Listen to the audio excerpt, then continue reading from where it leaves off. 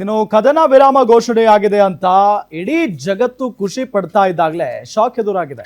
ಕದನ ವಿರಾಮ ಘೋಷಣೆಯಾದ ಮೇಲೂ ಮಧ್ಯಪ್ರಾಚ್ಯದಲ್ಲಿ ಕ್ಷಿಪಣಿ ಮತ್ತು ಬಾಂಬ್ಗಳ ಸದ್ದು ಮಾಡಿದೆ. ಲೆಬನಾನ್ ಮೇಲೆ ಇಸ್ರೇಲ್ ಸೇನೆ ಭೀಕರ ದಾಳಿ ಮಾಡಿದ 250ಕ್ಕೂ ಹೆಚ್ಚು ಮಂದಿ ಸಾವನ್ನಪ್ಪಿದ್ದಾರೆ. ಇದರ ನಡುವೆ ಇರಾನ್ ನೌಕಾಪಡೆಯು ಹಾರ್ಮುಜ್ ಜಲಸಂಧಿಯ ಬಳಿಯ ಹಡಗುಗಳಿಗೆ ಟೆಹರಾನ್ನ ಅನುಮತಿ ಇನ್ನೂ ಅಗತ್ಯ ಇದೆ ಅಂತ ತಿಳಿಸಿ ಜಗತ್ತಿಗೆ ಮತ್ತೊಂದು ಶಾಕ್ ನೀಡಿದೆ.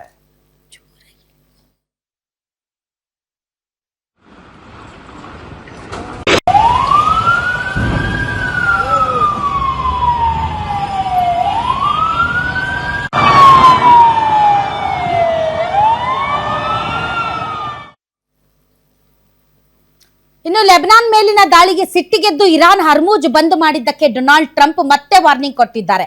ಹರ್ಮುಜ್ ತೆರೆಯಬೇಕು, ಪರಮಾಣು ಅಸ್ತ್ರ ತ್ಯಜಿಸಬೇಕು, ಇಲ್ಲವಾದ್ರೆ ಇರಾನ್ ಮೇಲೆ ನಾವು ಮತ್ತೆ ದಾಳಿ ಮಾಡ್ತೀವಿ ಎಂದಿದ್ದಾರೆ. ಆದ್ರೆ ಟ್ರಂಪ್ ಎಚ್ಚರಿಕೆಯ ನಡುವೆಯೂ ಇರಾನ್ ಹೊಸ ಷರತ್ತು ಹಾಕಿದೆ. ಲೆಬನಾನ್ ಮೇಲೆ ದಾಳಿ ನಿಲ್ಲಿಸದಿದ್ದರೆ ನಾಳೆ ಇಸ್ಲಾಮಾಬಾದ್ ನಲ್ಲಿ ನಡೆಯುವ ಮಾತುಕತೆಗೆ ಬರಲ್ಲ, ಕದನ ವಿರಾಮದಿಂದಲೂ ಹಿಂದೆ ಸರಿಬಹುದು ಅಂತ ಇರಾನ್ ಎಚ್ಚರಿಕೆ ಕೊಟ್ಟಿದೆ.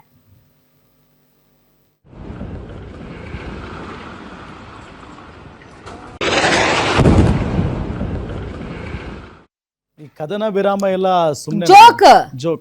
ಕದನ ವಿರಾಮ ಅನ್ನೋದು ದೊಡ್ಡ ಜೋಕ್.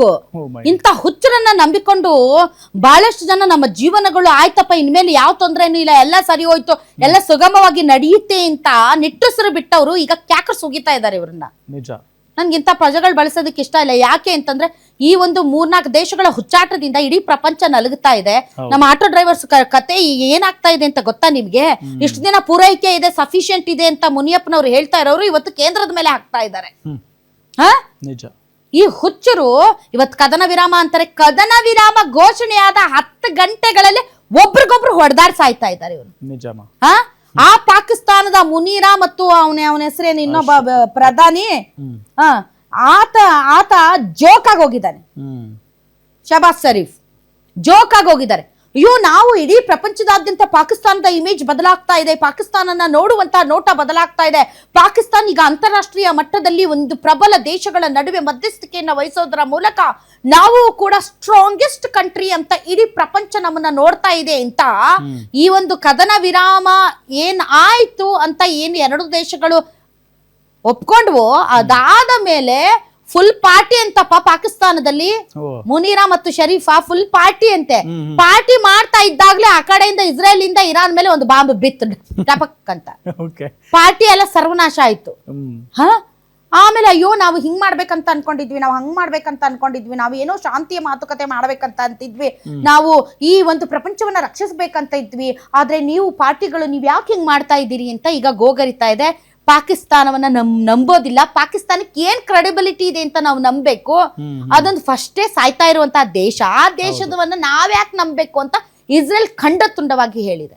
ಹೌದು, ಏನ್ ಕ್ರೆಡಿಬಿಲಿಟಿ ಇದೆ ಅಂತ ಈ ದೇಶದ ಮೇಲೆ, ಏನ್ ಪವರ್ ಇದೆ ಅಂತ ಈ ದೇಶ, ಏನ್ ಅಥಾರಿಟಿ ಇದೆ ಅಂತ ಈ ದೇಶವನ್ನ ನಾವು ನಂಬಬೇಕು ಅಂತ ಇಸ್ರೇಲ್ ಉಗಿತಾ ಇದೆ. ಇದನ್ನೆಲ್ಲ ನಾವು ನಂಬಿ ದೊಡ್ಡ ಡಿಸಿಷನ್ಸ್ ತಗೊಳ್ಳೋದಕ್ಕಾಗೋದಿಲ್ಲ ಅಂತ.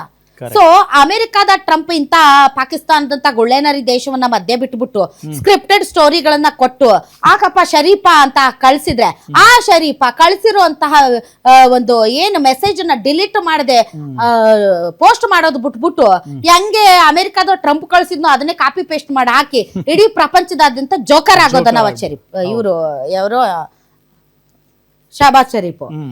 ತುಂಬಾ ದಪ್ಪ ಇದ್ದೀರಾ, ಅದರಲ್ಲೂ ಯಾವುದೇ ಸೈಡ್ ಎಫೆಕ್ಟ್ ಇಂದ ಸಣ್ಣ ಆಗ್ಬೇಕಾ? ಎಷ್ಟೋ ಜನ ಹೇಳ್ತಾ ಇದ್ರಿ, ಸರ್ ನಾನು ಜಿಮ್ಗೆ ಹೋಗ್ತಾ ಇದ್ದೀನಿ ಆದ್ರೂ ಸಣ್ಣ ಆಗ್ತಾ ಇಲ್ಲ ಸರ್, ವರ್ಕೌಟ್ ಮಾಡ್ತಾ ಇದ್ದೀನಿ ಆದ್ರೂ ಸಣ್ಣ ಆಗ್ತಾ ಇಲ್ಲ ಅಂತ ಹೇಳ್ತಾ ಇದ್ರಲ್ಲ. 100% ಯಾವ ಜಿಮ್ಗೂ ಹೋಗ್ದಂಗೆ ವರ್ಕೌಟು ಮಾಡ್ದಂಗೆ ನೀವು ಸಣ್ಣ ಆಗ್ಬೋದು.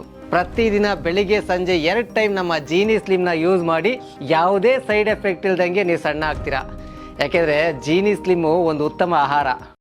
ಈಗ ಇಡೀ ಪ್ರಪಂಚ ಏನ್ ಕದನ ವಿರಾಮ ಮಾಡಿಸಿದೀಯಪ್ಪ ನೀನು ಅಂತ ಇಸ್ರೇಲ್ ಏನ್ ಹೇಳ್ತಾ ಇದೆ ಅಂದ್ರೆ, ಕಮ್ಯುನಿಕೇಶನ್ ಸರಿ ಮಾಡಿಲ್ಲ ಪಾಕಿಸ್ತಾನ. ಈ ಕಡೆ ಇರಾನ್ ಕಮ್ಯುನಿಕೇಟ್ ಮಾಡ್ಬೇಕು, ಆ ಕಡೆ ಅಮೆರಿಕ ಕಮ್ಯುನಿಕೇಟ್ ಮಾಡ್ಬೇಕು. ಪಾರ್ಟಿಗಳು ಯಾರ್ಯಾರಪ್ಪ? ಇರಾನು, ಇಸ್ರೇಲು ಮತ್ತೆ ಅಮೆರಿಕ.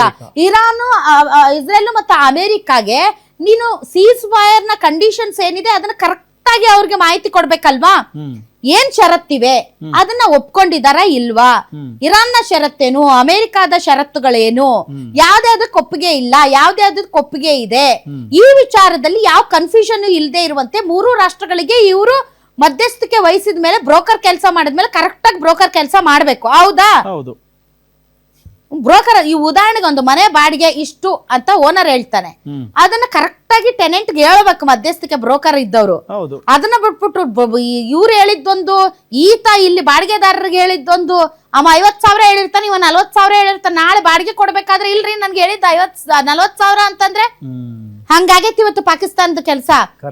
ಕೋಆರ್ಡಿನೇಷನ್ ಸರಿ ಮಾಡಿಲ್ಲ ಮತ್ತು ಇನ್ಫಾರ್ಮೇಶನ್ ಕೂಡ ಸರಿ, ಬಹಳ ಮಿಸ್ಅಂಡರ್ಸ್ಟ್ಯಾಂಡಿಂಗ್ಸ್ ಇದಾವೆ. ಇಸ್ರೇಲ್ ಹೇಳ್ತಾ ಇದೆ ಕಂಡೀಷನ್ಸ್ ನನ್ಗೆ ಗೊತ್ತಿಲ್ಲ ಅಂತ, ಅಮೆರಿಕ ಈಗ ಹೇಳ್ತಾ ಇದೆ ಲೆಬನಾನ್ ವಿಚಾರ ನಾವು ಒಪ್ಕೊಂಡೇ ಇಲ್ಲ ಅಂತ, ಇರಾನ್ ಹೇಳ್ತಾ ಇದೆ ಲೆಬನಾನ್ ವಿಚಾರವನ್ನ ನಾವು ಫಸ್ಟ್ ಆಫ್ ಆಲ್ ಮುಂದಿಟ್ಟಿದ್ವಿ ಅಂತ. ಸೊ ಪಾಕಿಸ್ತಾನ ಈಗ ತಲೆ ಕೆರ್ಕೊಂಡು ಹುಚ್ಚಾಗೈತೆ ಅಷ್ಟೇ. ಈಗ ಏನ್ ಮಾಡ್ಬೇಕಂತ ಗೊತ್ತಿಲ್ಲ, ಸುಮ್ನೆ ನಾವು ಬಾಲ ಮುದುಡ್ಕೊಂಡು ಇದ್ದಿದ್ರೆ ಚೆನ್ನಾಗಿರ್ತಿತ್ತು, ಏನೋ ಮಾಡ್ಬಿಡ್ತೀವಿ, ಏನೋ ದೇಶ ಇಡೀ ಪ್ರಪಂಚದಾದ್ಯಂತ ನಮ್ದು ಒಂದ್ ಇರ್ಲಿ ಜಂಡ ಹಾರ್ಸೋಣ ಅಂತ ಹೋಗಿತ್ತು. ಈಗ ಜಂಡಾನೇ ಮತ್ತೆ ತಿರುಗಿ ಹಿಂದಕ್ಕೆ ಬಂದ್ಬಿಟ್ಟೈತೆ ಅವ್ರಿಗೆ, ಅಂತ ಪರಿಸ್ಥಿತಿಗೆ ಬಂದ್ಬಿಟ್ಟಿದ್ದಾರೆ ಒಂದ್ ಕಡೆ. ಇನ್ನೊಂದು ಕಡೆ ನೋಡಿ, 10 ಗಂಟೆಗಳಾಗಿರ್ಲಿಲ್ಲ ಕದನ ವಿರಾಮ ಘೋಷಣೆಯಾಗಿ, ಲೆಬನಾನ್ ಮೇಲೆ ಇಸ್ರೇಲ್ ದಾಳಿ ಮಾಡುತ್ತೆ, ಲೆಬನಾನ್ನ ರಾಜಧಾನಿ ಬೈರುತ್ ಮೇಲೆ. ಸೊ ಲೆಬನಾನ್ ಇಸ್ರೇಲ್ ಜಸ್ಟ್ ಮೇಲೆ ಇರುವಂತಹ ಒಂದು ಇದು, ಈ ಇಸ್ರೇಲ್ನ ಉತ್ತರ ಭಾಗದಲ್ಲಿದೆ. ಸುಮಾರು 58 ಲಕ್ಷ ಪಾಪ್ಯುಲೇಷನ್ ಇರಬಹುದು ಆ ಲೆಬನಾನ್ದು, ಮತ್ತು ಶಿಯಾ ಮೆಜಾರಿಟಿ ಇರುವಂತಹ ಕಂಟ್ರಿ ಅದು. ಮೊದಲಿನಿಂದಲೂ ಕೂಡ ಇಸ್ರೇಲ್ಗೂ ಮತ್ತು ಲೆಬನಾನ್ಗೂ ಆಗೋದಿಲ್ಲ. ಯಾಕೆ ಅಂತ ಅಂದ್ರೆ ಲೆಬನಾನ್ ಭಯೋತ್ಪಾದಕ ಕೃತ್ಯಗಳನ್ನ ಇಸ್ರೇಲ್ ನಲ್ಲಿ ನಡೆಸುತ್ತೆ, ಆಗಾಗ್ಗೆ ಗುಂಡಿನ ದಾಳಿ, ಆಗಾಗ್ಗೆ ನಮ್ಮ ಮೇಲೆ ದಾಳಿಗಳನ್ನ ಮಾಡ್ತಾ ಇದೆ. ಹೀಗಾಗಿ ಈ ಭಯೋತ್ಪಾದಕ ಒಂದು ಗುಂಪನ್ನ ಅಥವಾ ಸಮೂಹವನ್ನ ನಾವು ಬಿಡೋದಿಲ್ಲ ಅಂತ. ಸೊ ಲೆಬನಾನ್ ನಲ್ಲಿ ಇರುವಂತಹ ಹಿಜ್ಬುಲ್ಲಾ ಅನ್ನುವಂತಹ ಒಂದು ಭಯೋತ್ಪಾದಕ ಸಮೂಹ ಏನಿದೆ, ಆ ಒಂದು ಸಮೂಹವನ್ನ ನಾವು ನಿರ್ನಾಮ ಮಾಡ್ತೀವಿ ಅಂತ ನಿರಂತರವಾದಂತಹ ದಾಳಿಗಳು ಲೆಬನಾನ್ ಮೇಲೆ ನಡೀತಾನೆ ಇದೆ. ಇಸ್ರೇಲ್ ಇವತ್ತು ಕೂಡ ಅದನ್ನೇ ಮಾಡಿದೆ. ಇದು ಇಡೀ ಈ ವರ್ಷದ ಅತ್ಯಂತ ಭೀಕರ ದಾಳಿ ಅಂತ ಹೇಳಲಾಗ್ತಾ ಇದೆ. ಯಾಕಂದ್ರೆ ಜನವಸತಿ ಕಟ್ಟಡಗಳ ಮೇಲೆ ಇವರು ಬಾಂಬಾರ್ಡ್ ಮಾಡಿದ್ದಾರೆ. ಆಮೇಲೆ ಯಾವ ರೀತಿ ನಿರ್ನಾಮ ಮಾಡಿದ್ದಾರೆ ಅಂತಂದ್ರೆ, ನಾಗರಿಕ ವಸತಿ ತಾಣಗಳ ಮೇಲೆ ನೀವು ಬಾಂಬ್ ಮಾಡಂಗಿಲ್ಲ, ಹಾಕಂಗಿಲ್ಲ, ದಾಳಿ ಮಾಡಂಗಿಲ್ಲ. ಆದರೆ ಇಲ್ಲ, ಹಿಜ್ಬುಲ್ಲಾ ಏನು ಉಗ್ರಗಾಮಿಗಳಿದ್ದಾರೆ ಅವರು ಈ ಒಂದು ನಾಗರಿಕರ ಒಂದು ಶೀಲ್ಡ್ ಅನ್ನ ತೆಗೆದುಕೊಂಡು ಅವರು ಅಲ್ಲಿ ಅಡಿಗೆ ಕೂತಿದ್ರು, ಹೀಗಾಗಿ ನಾವು ಅವರನ್ನ ಉಡಾಯಿಸಿದ್ದೀವಿ ಅಂತ ಇವ್ರು ಹೇಳ್ತಾ ಇರೋದು. ಬಟ್ ಈ ಕಡೆ ಇರಾನ್ ನ ಷರತ್ತುಗಳಲ್ಲಿ ಇದ್ದಂತಹ ಒಂದು ಪಾಯಿಂಟ್, ಲೆಬನಾನ್ ಮೇಲೂ ಕೂಡ ಇನ್ನು ಮೇಲೆ ದಾಳಿ ಮಾಡುವ ಹಾಗಿಲ್ಲ ಅನ್ನೋ ಷರತ್ತನ್ನ ಇರಾನ್ ವಿಧಿಸಿತ್ತು. ಆ ಷರತ್ತನ್ನ ಅಮೆರಿಕ ಒಪ್ಪಿಕೊಂಡಿದೆ ಅಂತ ಮಧ್ಯಸ್ಥಿಕೆಯಲ್ಲಿ ಬ್ರೋಕರ್ ಕೆಲಸ ಮಾಡ್ತಾ ಇದ್ರಲ್ಲ ಪಾಕಿಸ್ತಾನದ ಪ್ರಧಾನಿ, ಆತ ಕೂಡ ಟ್ವೀಟ್ ಮಾಡಿ ಹೇಳಿದ್ದ ಏನು ಅಂದ್ರೆ, immediate seize fire everywhere including Lebanon, effective ಈಗ ಇಮಿಡಿಯೇಟ್ಲಿ ಅಂತ ಸೀಸ್ ಕದನ ವಿರಾಮ ಎಲ್ಲಾ ಕಡೆ ಇನ್ಕ್ಲೂಡಿಂಗ್ ಲೆಬನಾನ್ ಅಂತ ಪಾಕ್ ಪ್ರಧಾನಿ ಟ್ವೀಟ್ ಮಾಡಿದ್ದನ್ನ ಟ್ರಂಪ್ ಕೂಡ ಎಂಡಾರ್ಸ್ ಮಾಡಿದ್ರು, ಇರಾನ್ ಕೂಡ ಎಂಡಾರ್ಸ್ ಮಾಡ್ತು. ಈಗ ನೋಡಿದ್ರೆ ಇಸ್ರೇಲ್ ನನ್ಗೆ ಗೊತ್ತಿಲ್ಲ ಅಂತ ಇದೆ, ಅಮೆರಿಕ ಹೇಳ್ತಾ ಇದೆ ನಾನು ಇದು ನೋಡೇ ಇಲ್ಲ ಷರತ್ತನ್ನ ಅಂತ ಹೇಳ್ತಾ ಇದೆ. ಸೊ ಇರಾನ್ ಮೇಲೇನು ದಾಳಿ ಮಾಡಿದೆ ಇಸ್ರೇಲ್, ಲೆಬನಾನ್ ಮೇಲೂ ದಾಳಿ ಮಾಡಿದೆ. ಇದನ್ನ ನೋಡ್ಕೊಂಡು ಇರಾನ್ ಸುಮ್ನೆ ಕುತ್ಕೋಬೇಕಾ? ನೀವು ಕದನ ವಿರಾಮ ಅಂದ್ರೆ ಕದನ ವಿರಾಮದಂತೆಯೇ ಇರಬೇಕು. ನಾವು ದಾಳಿ ಮಾಡ್ತೀವಿ, ನೀವು ಮಾತ್ರ ಪ್ರತಿ ದಾಳಿ ಮಾಡಬೇಡಿ ಅಂತಂದ್ರೆ ಅದ್ ಹೆಂಗಾಗುತ್ತೆ? ಈಗ ಟ್ರಂಪ್ ಕಾಕ ಸಿಟ್ಟಿಗೆದ್ದಾನ, ಇರಾನ್ ನೀವೇನ್ರಿ ಕದನ ವಿರಾಮ ಅಂದ್ರೆ ಕದನ ವಿರಾಮದಂತೆ ಇರಬೇಕು ಅಂತ, ನೀ ಇಸ್ರೇಲ್ ಹೇಳಪ್ಪ ಅಂತ ಇರಾನ್ ಹೇಳ್ತಾ ಇದೆ.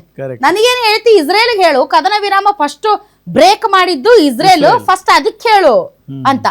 ಈಗ ಆ ಒಂದು ವಿಶ್ವಸಂಸ್ಥೆ ಅಂತ ಒಂದು ಸಂಸ್ಥೆ, ಆಮೇಲೆ ಇನ್ನೊಂದು ಯುನೆಸೆಫ್ ಅಂತ ಒಂದು ಸಂಸ್ಥೆ ಜಸ್ಟ್ ಒಂದು ಸುದ್ದಿ, ನಾಗರಿಕರ ಮೇಲೆ ದಾಳಿ ಮಾಡಿರೋದನ್ನ ನಾವು ಸಹಿಸಲ್ಲ ಅಂತ ಅಷ್ಟೇ.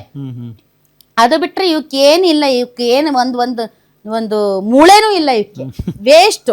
UN ಅಂತ ಒಂದು ಆಮೇಲೆ ಯುನಿಸೆಫ್ ಅಂತ ಒಂದು ಸುಮ್ನೆ ಒಂದು ಸುದ್ದಿ ತರ ಇದನ್ನ ನೋಡ್ತಾ ಇದ್ದಾರೆ. ಏನೇ ಆಗ್ಲಿ ಈ ತರದ ಘಟನೆಗಳು ನೋಡಿ, ಪಾಪ ನಾಗರಿಕರ ತಾಣಗಳ ಮೇಲೆ ಈ ತರ ಏನು ಇಂತಹ ಯುಗದಲ್ಲೂ ಕೂಡ ನಾವು ಈ ತರದ ಒಂದು ದೃಶ್ಯಗಳನ್ನ ನೋಡ್ತಾ ಎಷ್ಟು ಅಂತ ನಾಗರಿಕರನ್ನ ಸಾಯಿಸ್ತೀರಿ, ಎಷ್ಟು ಅಂತ ಮಕ್ಕಳನ್ನ ಸಾಯಿಸ್ತೀರಿ.